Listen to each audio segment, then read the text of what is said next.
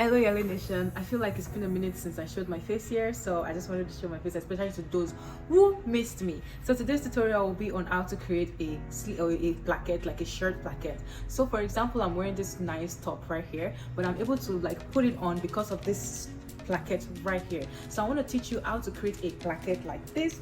Now there's this style of placket and there's still another style of placket, so I'm going to teach you how to create the two styles of placket for your necklines. So stay with me and let's get into the tutorial. Okay, so the first thing we want to do is to create the placket for the shirt. Now it depends on how long you want the placket to be. For example, if you're making a child's placket, you want it to be about, let's say, 8 inches for a child. You want it to be 8 inches for a small child. And then if you want it for an adult, I prefer like 13 inches, so that, you know, those of us with big heads, or, you know, people that have, you know, average size heads, you can always put the, you know, the dress through it. So the longer the placket, the more space you have in your garment to be able to wear. So for today's tutorial, I'm going to stick to 13 inches length for this one. So 1 to 13 as length of the placket, and then the width of the placket is going to be 5.5 inches. This is 5.5 inches right here. So after doing that, I'm going to then split it into two. 5.5 split into 2 is going to be 2.75. So I'm going to share it into 2, divide it into 2 here. So this 2.75, and then another 2.75 right here, and then I'm going to join this with my ruler right here. Okay, so I have 2.7, so I have 2.75 here, 2.75 here, and then I'm going to then take this and measure about 10 inches.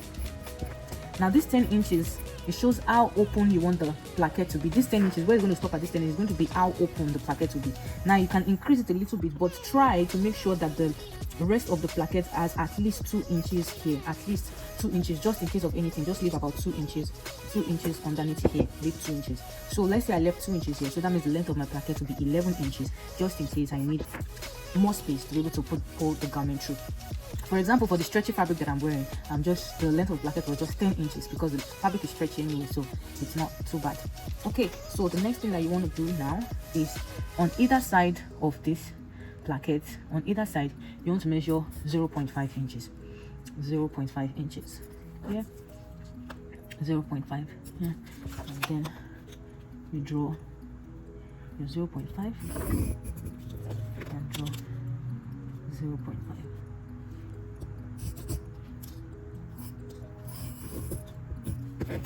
Now another thing that you need to note is if your placket, if it's not stiff like this, like cotton stiff, like if it's not too stiff, it's very lightweight, you should add a stiffener to it. Add an interface. It might not be a thick interface, but at least just add something to just give it more thickness or more body. So now I'm going to cut this out.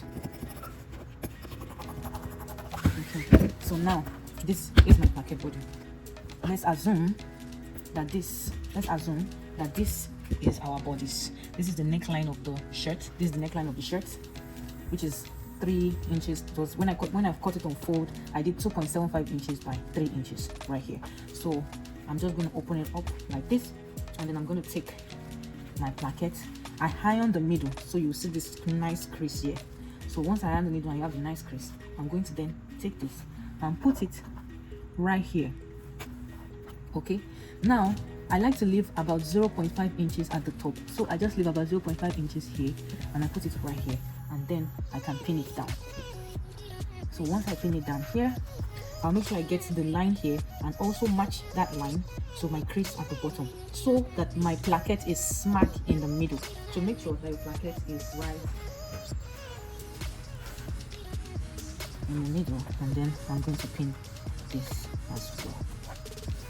Okay, so now what we're going to do, we're going to stitch this here, stitch it like this, and stitch it back up like this, and we're going to do that, and I'll be right back.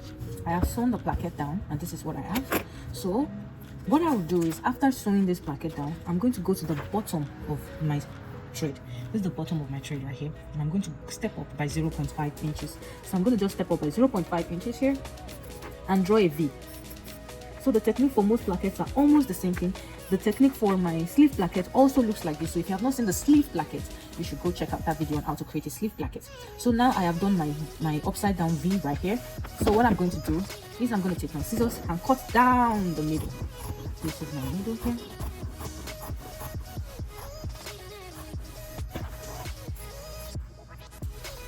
and then okay. So now that I've cut down the middle, so this is what you're gonna do.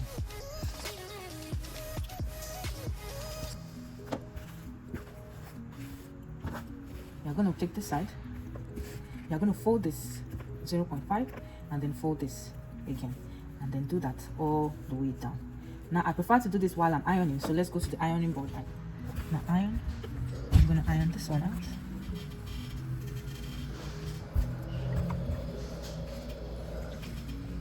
I'm gonna iron this other one out as well. Okay. Then I'm gonna fold this by 0.25 or 0.5, and I'm going to iron. The fold is 0.25 or 0.5. Between 0.25 and 0.5, I'm going to iron, and then I'm going to just iron it and fold like this. And do the same thing for the other side. Already, this is the part that we ironed the fold. We ironed the fold on this, and then I'm going to take it and bring it all the way here to this side. So now this is going to be the front of my placket. Do you see that? So you see that the placket is already forming.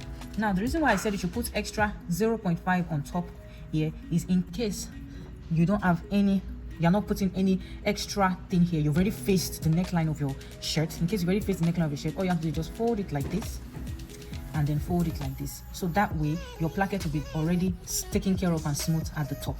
But if you're adding, you're still going to add a turtleneck or something to the upper part, you don't have to worry about that. You can just leave it out like this. So I'm going to continue with my fold, and then I'm going to iron it down. I love ironing, and I didn't always like it. I don't know when I started liking it, but somehow the spirit of ironing came upon me, and now I am an ironer. I don't know if that's a word. So after doing that, I can stitch this down. Now I'm going to go to the next one. I already ironed this one down also, and I'm going to then turn it the same way I did this one, and I'm going to iron it down as well. So to stitch it down, once you fold it like this, you're going to stitch it on the inside like this, and I'm going to stitch it down up to this point, the point where we add our snip. The point, remember the 10-inch mark that we marked before, that point, and it's going to be obvious because that is where your snip is. So you can just stitch all the way down to your point on both sides. So I'm going to stitch that and come back. So I stitched on both sides, and this is what we have. Now, like I mentioned earlier in my video, there are two ways to create this, to finish this kurti. There are two ways to finish it. Now, the traditional one that you see in most t-shirts and also in the shirt that I'm wearing is that they tuck it all in like this. They tuck everything in, and all the mess is at the back. Like you turn over to the wrong side, and you see this, you just turn it inside out like this. And then I'm going to iron it. Okay, and then you see this one, and you see this. Now this is the traditional way that you can see it, and then you can just stitch this place, go up, stitch this, or stitch like a tiny box here, or you can just stitch only this part. Is up to you. So this is one method that is popular in most shirts, like in most ready-made shirts. They just leave it like this, something like this. Do you see that? I'm sure you've seen that in a lot of your shirts. Now the second method that is common for kurtis, like that's the Indian dress, the Indian men's shirts, and for like our Yoruba traditional shirts, even like in Africa, the shirts that we wear, the common method is not necessarily this. There's a way we do it, and I'm going to show that right now. So instead of this method, what we do is we do what is supposed to be on the inside, we do it on the outside. So I'm going to bring back my placket out now, and then I'm going to tuck this one this side and this one this side. Okay, so what I'm going to do now is this. I'm going to overlap them like this, and then what we do is we create like a V neck, or like a V shape, I mean, here, and then we just sew the V shape right here. Because my shirt is not long enough, I'm going to reduce this so that I can make my V shape on the fabric that I have. So what I'm going to do is on this second one, this is the one that is overlapping this one, right?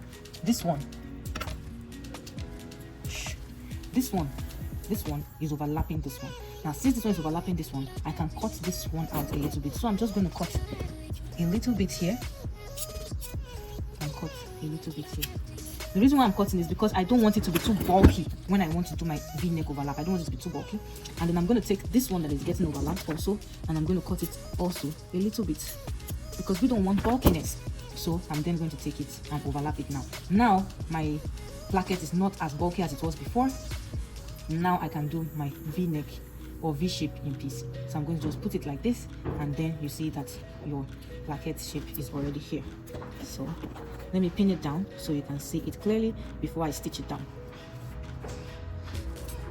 So this is the one that you are used to seeing. I know the V is looking funky, that's because I did not stitch it down, I just pinned it. So this is the V-neck that you are used to seeing in Kurtis and like traditional shirts. So it goes like this, and then there's a sharp V here, and then it goes back up. So what you do is to sew it across here. At this point, you will know where your stitch stops. You can see your stitch right here. This is your stitch right here. So you can sew it like 0.25 inches above your stitch.